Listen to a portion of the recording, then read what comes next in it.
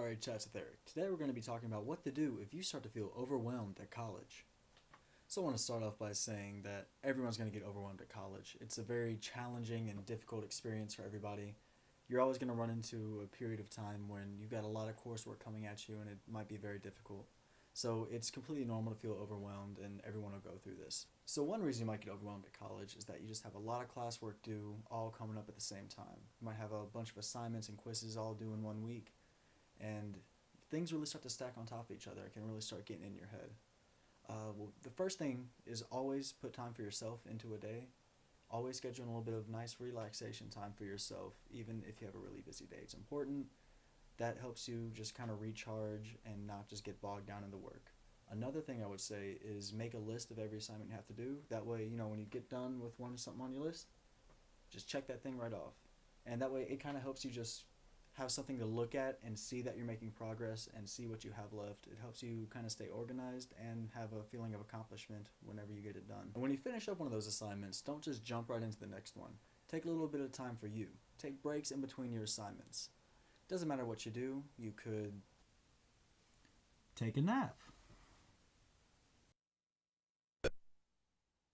play video games, or maybe go out and relax in nature. Basically all I'm saying is go do something to unwind and take your mind off everything that's going on. Just go relax somewhere. And another thing to keep in mind is you don't have to do all the work that day. You can always do something the next day. So don't feel like you have to cram everything into one night, because eventually you're going to run out of steam and you're just not going to be able to get anything else done. And if you try and force it, you're probably not going to do your best work. So keep that in mind.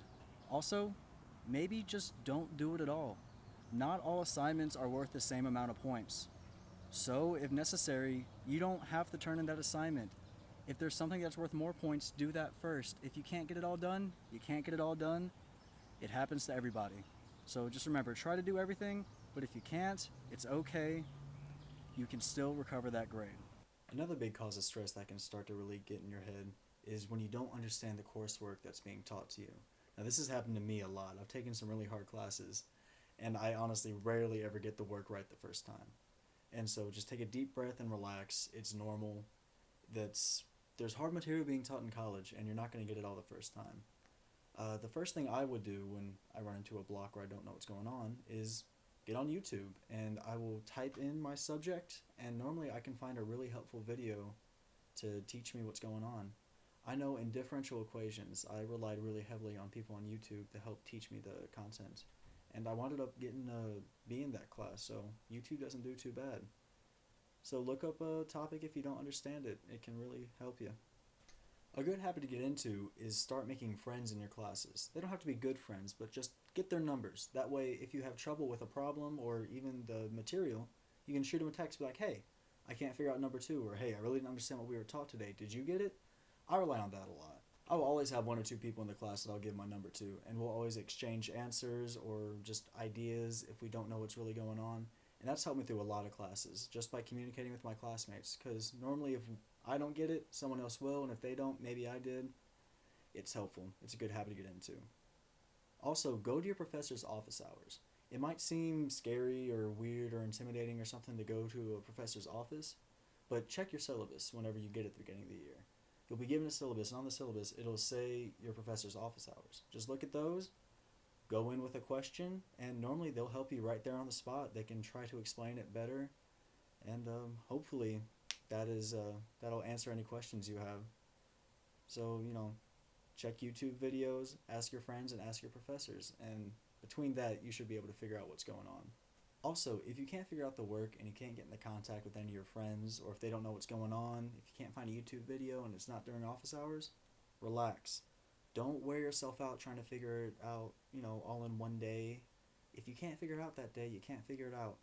Go relax or work on something else. There's no point in driving yourself crazy trying to figure out something that you don't know the answer to. Just wait for another day. Another thing that can really stress students out is failing tests.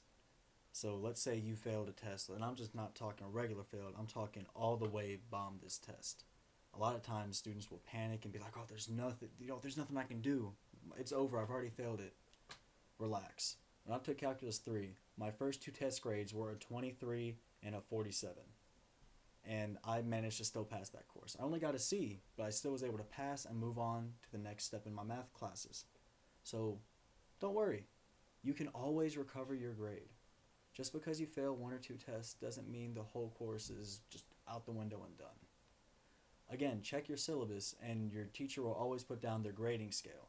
So check the grading scale, see how much that test was worth, and then you can try and calculate your grade out. So never give up just because you fail 1 test. But hey, let's say you keep failing tests. You fail 3 or 4. Then that might be a bit more of an issue. Again, check the grading scale, and if you see that there's no way you can recover your grade, then you can just drop the course.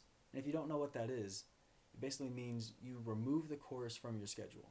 You don't fail it, you get a W in place of it. The W stands for withdraw. You can do this before a certain date. Normally about 3/4 through the semester is the last day to drop a class. But it's always a good option to do, because if you fail a course, it counts against you and it hurts your GPA. But if you drop a course, then there's no punishment. You don't get a failure, it doesn't hurt your GPA at all. All you have to do is then try and take that course again next semester. It doesn't hurt you whatsoever. If you need to drop a course, contact your academic advisor and they can help you with the process. And dropping a course might feel kind of like you failed it, but really it's the smart thing to do. I've dropped 3 classes in my college career. 2 of them just because there was no way I could pass it. I kept failing and I wasn't understanding the subject matter. So I would drop them, and then the following semester I tried to take them again, and I did much better just because I went in with some more knowledge and I was more prepared for the material that was going to come my way. And I also dropped another course just because there was too much coursework for me that semester. I overloaded my semester and I had too much work to do. So I looked at my schedule and I decided I needed to drop this class. So don't feel like dropping a class is a failure. It's the smart choice to make so you can still have a successful semester for you. So to reiterate, college is really hard. Everyone's going to have a time where they struggle, where they feel overwhelmed, where they think they just can't do it. And when you get to that point, just relax. Go take a walk, take a nap, play games, talk with your friends. It's always okay to take a break no matter what's going on, because everything that you can do now can also be done tomorrow. Thanks for watching. This has been RH Chats with Eric. Tune in later for more educational and helpful videos.